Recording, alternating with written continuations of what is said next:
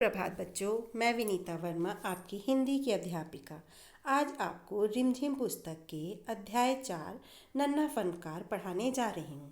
यह एक छोटे बच्चे 10 साल के लड़के की कहानी है जो कि बहुत अच्छा कलाकार है। वह पत्थरों पर नक्काशी करता है।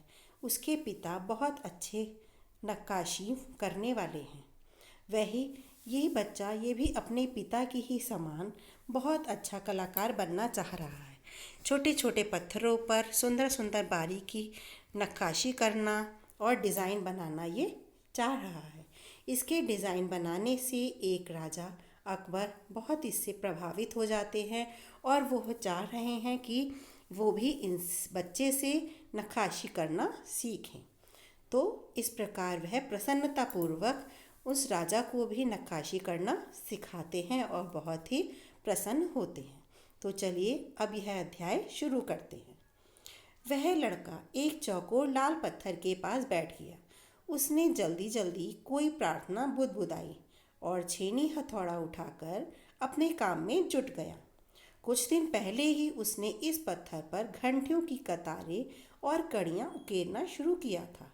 लड़के ने एक अधमनी अधूरी घंटी पर छेनी की नोक टिकाई और सावधानीपूर्वक हथौड़ी से घंटी पर नक्काशी करने में जुट गया। अर्थात वह बच्चा जो कि 10 साल का है, वह एक लाल पत्थर के पास बैठ जाता है और अपनी प्रार्थना बुदबुदाई कहते हैं। अपनी मन की प्रार्थना को अपने मन ही मन में बोलना और अपना काम करना शुरू कर देता है।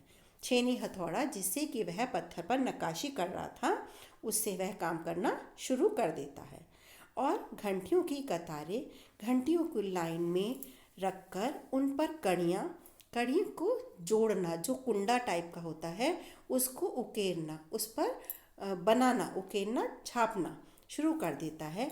और अधमनी कहते हैं जो अधूरी जो घंटी पड़ी है उस पर नोक से खोदते हुए वो नक्काशी बारीक बारीक से डिज़ाइन बनाने में जुट जाता है। हथौड़े के वार से पत्थर पर जो कटाव उभरता, उससे पत्थर की किरचें छितरा जाती। किरचे कहते हैं पत्थरों का चूरा और छितरा कहते हैं बिखर जाना। और वह आंखें सिकोड़ लेता। साथ साथ धीमी आवाज़ में वह गुनगुनाने भी लगता। हथौड़े से जब वो पत्थर पर वार कर रहा था तो छोटे छोटे पत्थर के टुकड़े जगह जगह बिखर जाते थे। तो उससे उसको खराब लगता था। वो अपनी आंखों को सिकोड़ लेता था मन खराब करने पर और मन ही मन में अपने गाने को गुनगुनाने लगता था। उसके चारों ओर दूसरे संगतराज भी अपने अपने काम में डूबे हुए थे। संगतराज कहते हैं जैसे ही वो एक कलाकार था, ऐसे ही उसके साथ में बैठे हुए लोग जो कि नक्काशी कर रहे थे, वो भी अपने अपने काम में व्यस्त थे।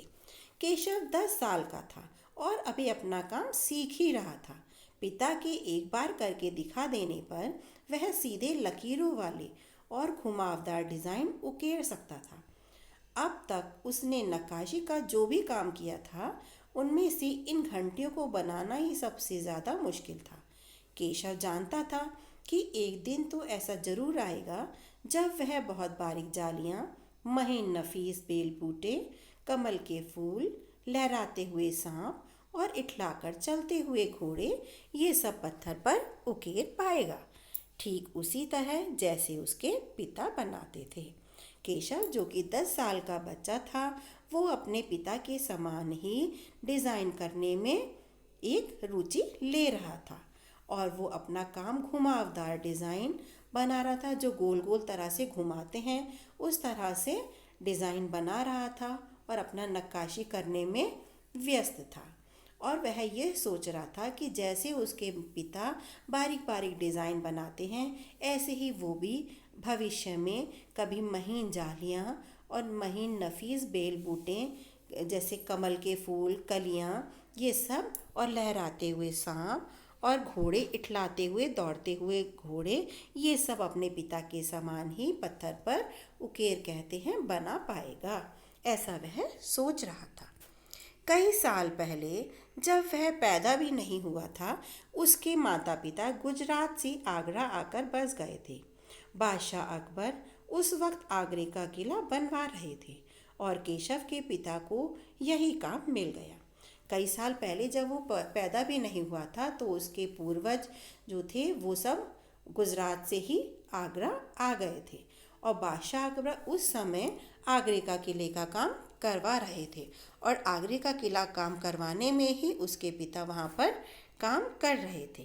केशव का जन्म भी आगरे में ही हुआ था। उसे गुजरात के पुश्तैनी गांव जाने का तो कभी मौका ही नहीं मिला। आगरे की गलियां और अब सीकरी, बस यही सब उसका घर थी। क्योंकि केशव आगरे में पैदा हुआ था और पहले ही उसके पूर्वज, पुश्तैनी कहते हैं, पूर्वजों का घर जो था वो गुजरात में था और उसके पैदा होने से पहले ही वो सब लोग आगरे में ही आकर रहने लगे थे और अब आगरे की गलियां और सीकरी, बस यही उसका अपना घर था। चारों ओर हो रही छेनी हथौड़ों की ठक ठक खड़खड़ के बीच केशव को किसी के कदमों की आहट भी न सुनाई पड़ी। इसलिए अचानक कानों में एक आवाज़ पड़ने पर वह चौंक गया। माशाअल्लाह, ये घंटियाँ कितनी सुंदर हैं, तुमने खुद बनाई हैं। वह अपने काम में इतना व्यस्त था कि उसके हथौड़ों की जो आवाज़ ठक ठक शोर हो रहा था, ठक ठक खड़खड़ जो हो रहा था, उससे कोई एक व्यक्ति आया और उसके आने की आहट कहती आवाज़ भी उसको सुनाई नहीं दी और वह व्यक्ति आकर कहने लगा, माशाअल्लाह, इतनी सुंदर घंटियाँ क्या तुमने खुद बनाई हैं। ये सब यहाँ आपके इस अध्याय के भाग 1 में यहाँ तक यह समाप्त हो जाता है। अब हम इसके का आगे का भाग आपको भाग 2 में पढ़ाएंगे।